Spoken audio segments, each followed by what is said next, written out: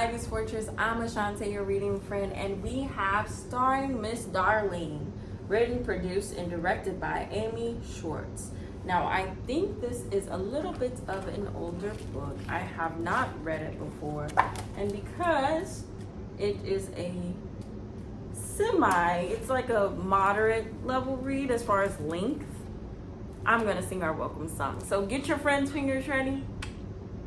And 1, 2, 3, go.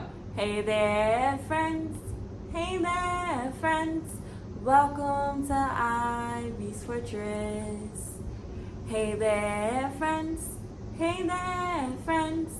Welcome to Ivy's Fortress. I'm glad that you are here with us. I'm happy that you're near. Come along for our adventure. It'll bring you lots of cheer. Hey there, friends. Hey there, friends. Welcome to Ivy's Fortress. Hey there, friends.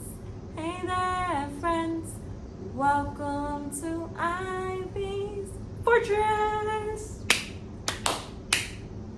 All right. So I came prepared today, and I already have my reading glasses on, which is great stuff. We are going to go ahead and crack open this good read and get started. Determined to become a star, Darlene signs up for acting school. She gets to play the Flood in Noah's Ark, Professor Looney in a science fiction epic, and her favorite role, Sleeping Beauty. And lo and behold, a star is born. All right, Miss Darlene, let's see what you got. Starring Miss Darlene, written, produced, and directed by Amy Schwartz. And this is a Neil Porter published book, New Milford, Connecticut. Theater class. Darlene wanted to be a star, so she signed up for a theater class. The first morning, the director held auditions. Darlene played Little Red Riding Hood. After lunch, the director spoke to the class. We'll be performing Noah's Ark. Jonathan, you're Noah, he said, and Marianne, you're Noah's wife. William and Bethany are the elephants, Mortimer and Sarah, the giraffes, Luke and Penelope, the snakes. Darlene, you're the flood. All afternoon, the actors practiced their parts. Darlene waited. She didn't know what the flood should do. In the evening, she tried to act stormy in front of her mirror. The next day, the director pulled Darlene aside. You will be off stage holding a pan of water, he said. When it's time for the flood, you dash on stage and throw the water on the ground. It's simple, yet vital. Sophie, come here. You don't need to rehearse. What could go wrong? All week, the actors rehearsed. Darlene crocheted an afghan. On Friday, Darlene got dressed in a long blue gown that was her costume. She took her place backstage, next to her pan of water. Look, the director said. The theater critic from the Daily Weekly is in the front row. The play started. Noah heard about the flood. He built his ark. He gathered the animals. He said, it looks like rain.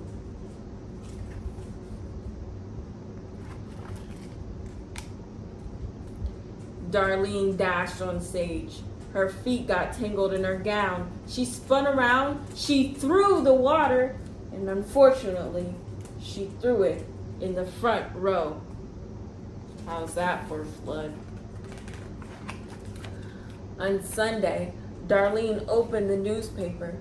Audience participation, the headline read, in extreme sports. For this reviewer, the article continued, Friday's show was a drenching yet refreshing experience. Miss Darlene's performance was especially exciting. Darlene read on, under her Afghan where it was nice and dry. Outer space. On Monday, the director said, "This week, we will perform a science fiction play." Darlene was very interested. She loved outer space. Jonathan, the director said, will play Commander Whitaker.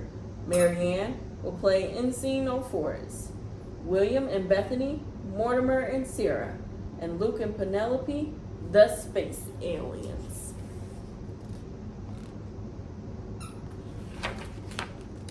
And Darlene will be Professor Looney. The director handed out the scripts. Darlene had 13 lines. She started rehearsing right away with the space aliens. Darlene rehearsed on her way home, at dinner, and in front of the TV. "The aliens have landed," she said. "The world has ended."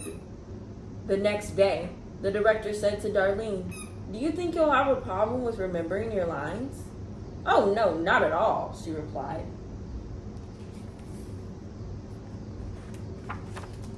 She rehearsed while she brushed her teeth and while she got dressed. "We will rebuild our cities," Darlene threw out her arms. "Our rivers will flow again." She rehearsed through her lunches, in the bathtub, and when she walked the dog. "We have to begin again," she said. "We mustn't give it up hope."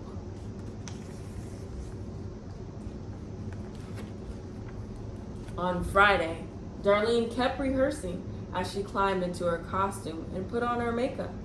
The play began, the aliens landed, the world ended. Commander Whitaker, Ensign Forrest, and Professor Looney entered. "Professor Looney, what's happened?" Commander Whitaker said. Professor Looney looked out into the audience. She saw the theater critic. Professor Looney froze. "Professor Looney, what's happened?" Commander Whitaker said again. Professor Looney said. "Professor Looney, what's happened to the human race?" Commander Whitaker repeated. "The world has landed," Professor Looney said. "The aliens are ended. We have to give up hope. We mustn't begin again."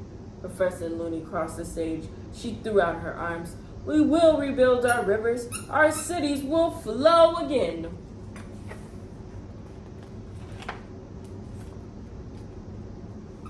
On Sunday, Darlene opened the newspaper. "Profound Professor Looney," the headline read. "Deepens play's mystery." In her role as Professor Looney, the article continued. Miss Darlene used words in a way this reviewer has never even dreamed of. A triumph. A mysterious smile crossed Darlene's face. Sleeping Beauty. "This week," the director said, "I will let one of you take over my job." Jonathan and Mary Ann sat forward. "Darlene, you're in charge," the director said. Darlene couldn't believe her good fortune. "We will perform Sleeping Beauty," she said. "I will be Sleeping Beauty. Mary Ann, Penelope, and Bethany are the fairy godmothers." Darlene batted her eyelashes at Jonathan. "And Jonathan is the prince." Darlene had never enjoyed rehearsals this much. Every day she pretended to be a sleeping princess. Every day, Jonathan woke her up with a kiss. The night before the performance, Darlene couldn't sleep. Did the fairy godmothers know their lines? Would her costume fit? What would the theater critic think? At midnight, she made herself a mug of warm milk. She watched some TV. She did a crossword puzzle. Darlene played with her dog. She read a book. She stared into space. At last, she fell asleep. Darlene ran to theater class in the morning. She had overslept. She hurried into her costume, trying not to yawn. Darlene parted the curtains. The theater critic was in his usual spot. The play began. Sleeping Beauty was born. The fairy godmothers made their predictions. Sleeping Beauty grew up. Darlene lay down on Sleeping Beauty's bed. It was very comfortable. Sleeping Beauty fell asleep. The prince rode in. "I will now wake Sleeping Beauty," he said. He kissed Sleeping Beauty. Sleeping Beauty turned over. "I will now wake Sleeping Beauty," the prince said. He kissed Sleeping Beauty again. Sleeping Beauty snored. The prince gave Sleeping Beauty a kick. Sleeping Beauty snorted and woke up. "What the?" said Sleeping Beauty. "The end," said the prince. On Sunday, Darlene opened the newspaper. "Slumbering Princess," the headline reads, enlivens classic play. What could have been a tired production, the review continued, instead had a whole new twist. Sleeping Beauty actually slept. Darlene sat up on the sofa. "With Miss Darlene," she read aloud, "a star is born." The end. I mean, it took her several times to get it right. So that is a testimony for Darlene, but another good example of how a fictional character can inspire you to keep trying even when things get hard. I know for me, sometimes I want to give up and say, man, it's just no opportunity for me, or there's no chance for me, or there's nothing available for me. But it's just another reason for you to keep trying, perfecting what you do, and making yourself better in the process. And also maybe even developing an enjoyment for what you're doing instead of trying to achieve the next goal. Just being in the be of what you are trying to achieve or do. All right? So let's read a little bit about our author, illustrator, producer, Amy Schwartz. Amy Schwartz has produced and directed many classic books for children, including the recent What James Liked Best, winner of the Charlotte Zalatow Award, A Teeny Tiny Baby, published by Roaring Book Press in a gift edition, and A Beautiful Girl, which Publishers Weekly called heartwarming and endearing. She lives with her husband and son in Brooklyn, New York. Well, there you have it, friends. Starring Miss Darlene. Starring Miss Ashante Carison's storytelling. All right, well, I'll catch you next time, friends. Bye. We truly enjoy sharing our adventures with you here at Ivy's Fortress. If you do too, like our videos and subscribe to our YouTube channel. Well, what are you doing? It is your choice, but we'll race you there. Bye.